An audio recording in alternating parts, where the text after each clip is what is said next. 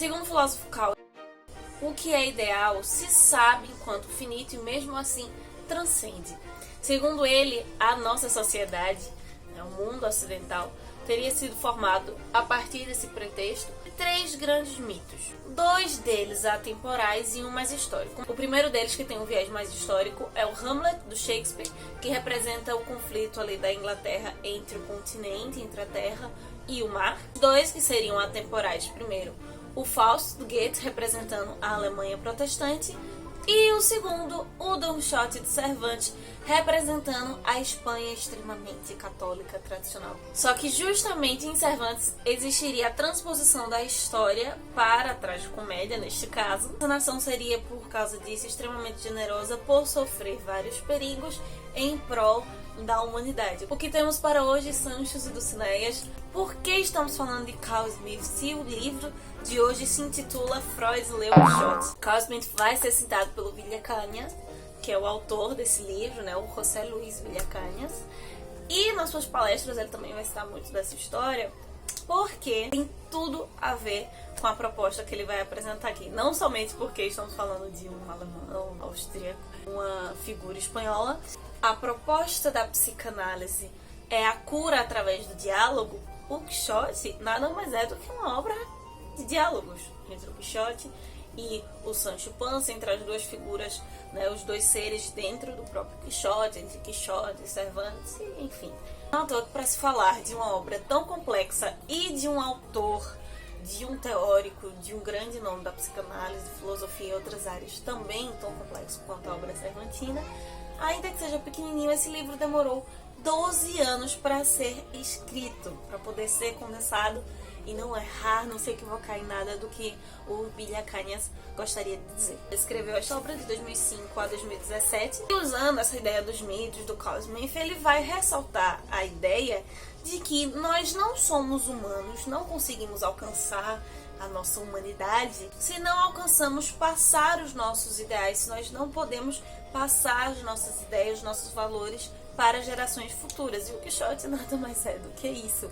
Ainda que a sua geração não queira mais os valores que ele defende, que ele propõe, ele continua falando e não tá nem aí. E já nesse olhar bem superficial, nós poderíamos dizer que Freud sim estaria apaixonadíssimo por essa obra, por ter tantos conflitos ali com os quais ele pudesse trabalhar.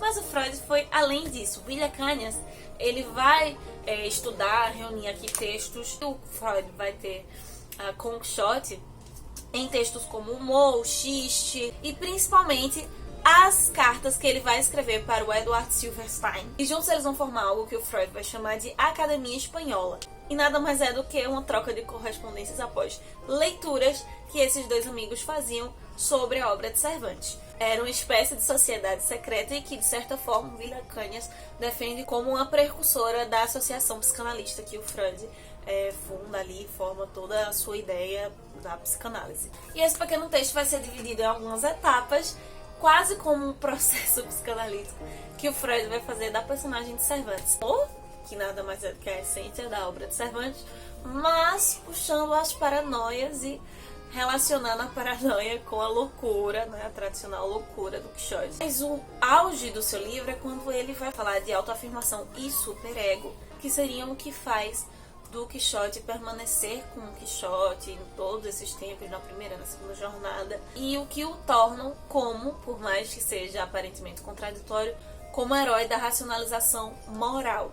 Por mais que o Quixote tenha esses ápices de paranoia, de loucura, que o superego dele esteja em desequilíbrio, né, com o ego e com o id, dentro desse quadro paranoico, ele tem lapsos de sabedoria e racionalidade extremos que constrói a personagem complexa de Cervantes. Que a proposta não é uma visão psicanalítica, médica, sobre essa personagem, até porque o Quixote é uma ficção, mas é uma análise dos processos freudianos, das defesas de Freud, dentro desse paralelo. Assim como Cervantes é cheio de dicotomias, Villacañas vai apresentar 2 dicotomias que vão abarcar, ou que vão juntar a ideia de Freud com Cervantes e relacionando lá com Carl Smith, que são a luta entre a Igreja e o Império naquele momento, e do Deus Salvador e do Deus Criatura.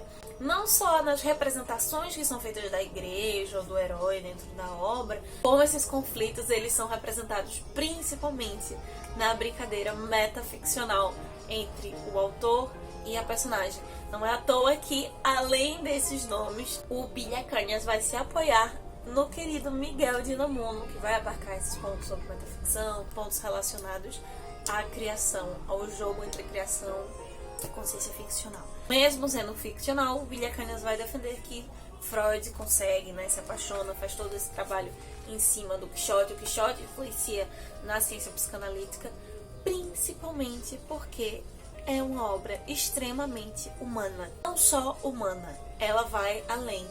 Nós continuamos lendo o Quixote, nós continuamos apaixonados pelo Quixote, continuamos conseguindo sacar coisas novas, mesmo depois de todo esse tempo. Citando Freud, ele vai dizer que o ser humano ele só consegue se entregar totalmente a algo quando isto o faz transcender.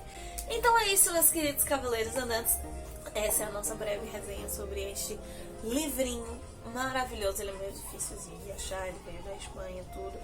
Mas eu vou deixar o site da La Huerta Grande e de outros ambientes que vocês podem ter acesso a ele. Nos vemos amanhã no aniversário do canal e com a sugestão de 10 livros, dos 10 melhores livros desse ano. E alguns, inclusive, dá pra gente fazer uma ligação com esta obrinha maravilhosa. Se vocês já tiveram contato com esse livro ou algo parecido que relacione Freud com Quixote, por favor, deixem aqui embaixo pra gente trocar ideias. Nos vemos amanhã, que possamos sair da biblioteca e continuar vendo muito além dos manhãs de vento. Valeu!